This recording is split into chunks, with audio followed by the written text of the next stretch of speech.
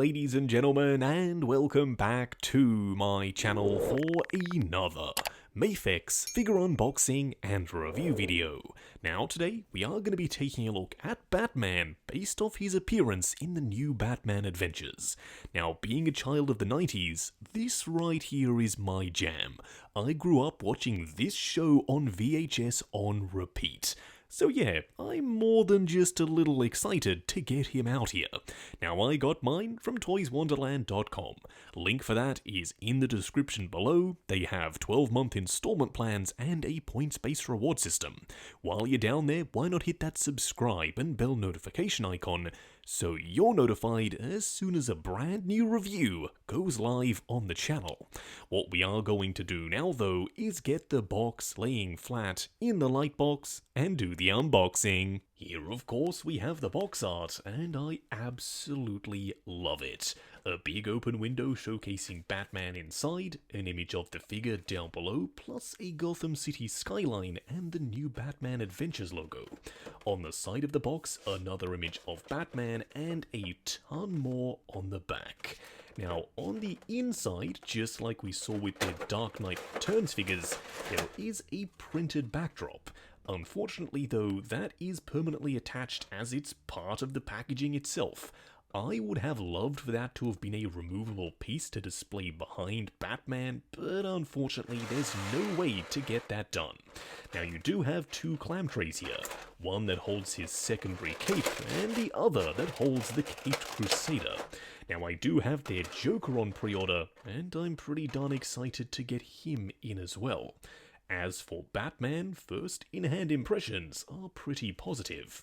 What we are going to do now though is get all of his accessories laid out in the light box and take a closer look at everything he comes with. Here we have all the parts and pieces. Now starting off with the display base first, it's very simple and it should be eerily familiar because we literally just saw it with the Dark Knight Returns figures. It's translucent plastic, you have multiple points where you can peg in the flight pole arm, and you have a waist clamp up top. But this time, if you decide, no, I don't want him to be in the air, I simply want him standing on the base, well, you can do that. You do get this waist clamp and a crotch grabber section. Although that does appear to be very high, and no, it can't actually sit any lower.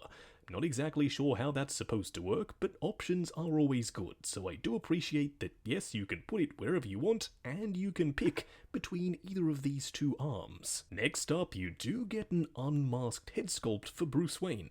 It's got a very chiseled jaw, I like the furrowed look to the brows, and the little tuft of hair that comes around the front. Don't worry, we will be trying this out on the figure a little bit later on. I also like that the eyes are digitally printed. That means they can get a ton of detail into some really teeny tiny eyes, where otherwise if they were trying to paint that, it could have gotten a little bit messy. By far the largest accessory is his switch out cape. This is the one that nicely drapes over his shoulders and it's fully sculpted in black plastic. However, it's also painted over the top, and you can tell that because there is some orange peel on the surface. There are some pleats down below and some very sharp spikes. Don't worry, just like the Bruce Wayne head sculpt, we will try this out on the figure a little bit later on. You do only get two accessories that he can interact with. One that's his grappling gun with the line fully extended, and one that's a very bright chrome silver batarang. It is rather sharp and it's made of solid plastic, so do be careful not to prick yourself. As for the grappling gun, I like the design, but I do think it's slightly inaccurate. This, to me, more reads as though it's from the animated series. This one came with the DC Collectibles version of this very same Batman, and it's a completely different style. At the very least, if you do have that figure, you can give him this grappling gun. Now the line is permanently attached and it's made of metal, so it's nice and sturdy. The hook at the end is also permanently attached and it's very big. Don't exactly know how this hook is supposed to have been fired out of this gun, considering it is super flat. And then lastly, you do get a full array of hands. I do like how Mafex give you these little clear plastic sections that insert into the wrist peg portions, so it keeps them stretched out so you don't have to fight with the hands and the wrist pegs trying to get them on the figure. Now these hands are of course meant for the grappling gun, but if you have that DC Collectibles one, you can actually wedge it in there. It's not the easiest thing in the world to do, but as you can see, it definitely fits, so in my display, I'll probably be using this if I decide to go with a grappling gun. Now the hands are just painted in a nice satin black. What we are going to do now though, is get Batman himself out here, and take a closer look. Here we have him standing straight up and down in the light box, no crazy poses or accessories or anything like that. And that is one clean looking figure. So far, yeah, I'm very impressed. It seems like Mafex had a very clear vision from the very beginning. We need to get the proportions bang on. There is no room for experimentation, putting our own spin on it. We want to capture the look and feel from the new Batman adventures in plastic format, and I think they have achieved just that. All the way down to the super skinny ankles, this figure is on point.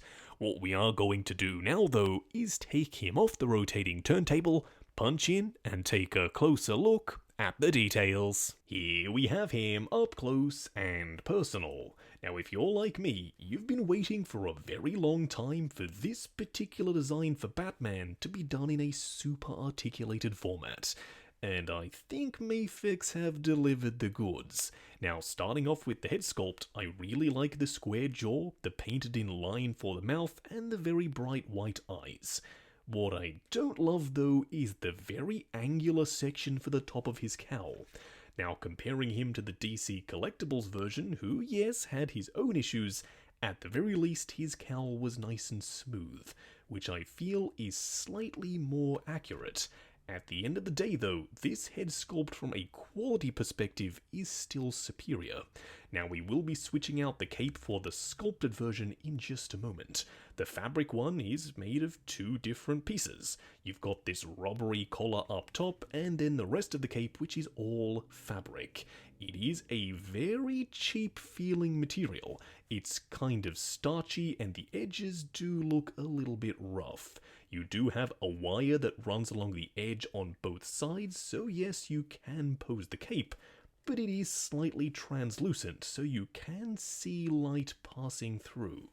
Now, the body, I think, is where this figure shines. It's really broad at the upper torso, then it tapers down to a nice V for the belt, and then it gets even slimmer as we work our way down to the very tiny ankles.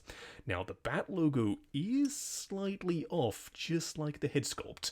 This one from DC Collectibles did once again have a more accurate chest logo. Other than that though, the rest of the body here looks great. I like the choice of grey, it's nice and matte, and you can see some angular details both for the chest and working your way down to the legs as well. It's not just a smooth sausage-like leg, you do have some definition, including down here for the knees. Now you do also have these very sharp pointed sections for the gauntlets. It's a very specific design for new Batman adventures, but I love the way they look. I also really like the belt. Once again, it's covered in a matte finish and some very sharp sculpted in detail. Down below for the ankles, super thin but super accurate. If you are wondering what he looks like wearing the other cape though, speaking of super accurate, this cape transforms the figure entirely. He is now bang on to the animation. It's a darn shame they weren't able to figure out how to do this in fabric, because now the articulation is severely limited, which is kind of one of the main reasons why I wanted to pick this guy up in the first place. So even though I love the way this looks, I unfortunately won't be using it in the display. It does give him very broad shoulders, the cape comes around the front, and it does come down to some very nice sharp points. It is also a lot closer to the DC Collectibles version, but this one was a lot more rubbery, so you do get slightly more range.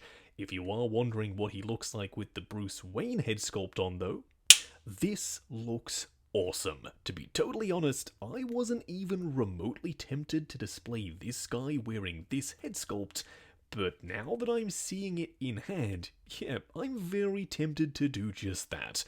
I had no idea it was going to look as good as it does.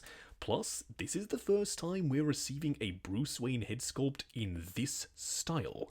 We did get a Bruce Wayne sculpt from DC Collectibles, but it was the one from Batman the Animated Series, so it was a slightly different style. Do let me know though which head sculpt you prefer down below. Now for a quick side-by-side comparison, here we have the Mafex new Batman Adventures figure on the left, and the DC Collectibles Animated Series figure on the right. And as you can see, there is a significant size difference. The Mafex figure is straight up bigger. Now that, I'm sure, is going to ruffle a few feathers, because you might have been planning to pose this Batman with your DC Collectibles releases just like I was. Don't worry, I wouldn't panic just yet. Now, as you can see, there is also a significant style difference. I'm sure those of you out there watching have your own personal favourite Batman design. For me, I think I have to give it to Animated Series. I love the pops of yellow and the blue, plus that chest symbol, you just can't beat it. So I am hoping that one day Mafex decides to make a fully articulated Batman Animated Series figure as well. Because so far, yeah, I'm pretty impressed with the new Batman Adventures one. Next up, here we have the same design for Batman, this time made by DC Collectibles. And as you can see, he is not only a little bit shorter, but he does have the cape that goes over his shoulders. He too came with two different capes, but this one is my preferred option. The bat symbol is a completely different shape, as we've already discussed, and the grey for the suit actually leans towards a blue rather than just a straight grey. The belt is also a lot darker versus the more vibrant yellow used for the Mafex one. It's going to be down to personal preference which look you prefer, but the more balanced colours for the Mafex release are just working a little bit more for me. And lastly, here we have the rest of the Bat family by DC Collectibles. Now, I was getting a little bit worried that this wasn't going to work out. When we were doing those comparisons next to the Batman figures and the Mafex one was looking very tall, this kind of seemed like it wasn't going to be a good option. But now that I see them all standing together, yeah, this works perfectly fine. I have no issues whatsoever with my Batman figure being slightly taller than the rest of the crew. Now, of course, it is all down to personal preference. If you think this Batman is too tall for you, then by all means stick with the DC Collectibles one. He's still a great option. Also, if you'd like to see reviews on any of the animated series or new Batman Adventures DC collectible figures, let me know in the comments, because I can definitely make that happen. Just going over articulation. Now, bear in mind this is my personal copy of the figure, so I'm going to be a little bit more careful. I'm sure when you get yours in hand, you can push the joints slightly further than I am willing to go. Now, starting off with the head sculpt, it is on a double ball peg, looking forward and back, swivel and pivot side to side. The arms will go out to there, they will of course go forward and back, butterfly joint at the shoulder that does surprisingly get you a ton of range. Swivel at the bicep, double bend at the elbow that does get you past 90, and a hinge and swivel for the wrist peg.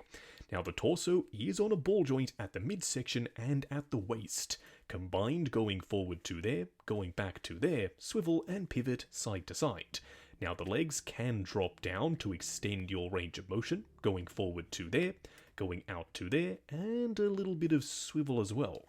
Double bend at the knee, then coming down to the ankle, a very small hinge and swivel, and lastly, toe articulation. Just wrapping up on the new Batman Adventures Mafex figure.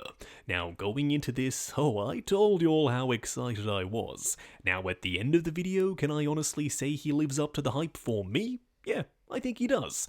That doesn't mean he's a perfect figure though. Starting off with the head sculpt, it's as though I'm looking at a super stylized version of an already super stylized version of the Caped Crusader. The head sculpt is, in a word, geometric. It's as though they've taken the style meter and turned it up to 11. Now it may work for you, but for me, it's just a little bit too much. I am hoping we get another head sculpt, maybe with a slightly different expression. They could chuck it in with the Joker or another future release. Mafex is no stranger to including head sculpts for previously released figures with new figures, so we'll have to wait and see on that. Does that mean I think you shouldn't pick up this figure if you're a fan of this art style though? No. Absolutely. If you love the way this guy looks, then don't let that stop you. The body, the proportions, the paint applications, and the accessories, yeah, he still checks a ton of boxes. And you do get 2 capes, depending on whether or not you want him standing there with his cape over his shoulders or in a more dynamic pose. This guy can pull off either look. Quite surprisingly, because of how thin his ankles are. I do not know how he's able to pull off as many poses as he can and not be wobbling and toppling over, but he's surprisingly very sturdy. I initially thought this kind of figure based on this art style was impossible, but Mafex, you'll have proved me wrong. So at the end of the day, yes, I do love this figure. Now, I got mine from toyswonderland.com. Link for that is in the description below. They have 12-month installment plans and a points-based reward system. If you like the sound of your name appearing in the end credits of my reviews, check out the join button right next to the subscribe icon for Justin's Collection plus Max, the YouTube channel memberships. Like, comment, and subscribe, and we'll catch you in the next video.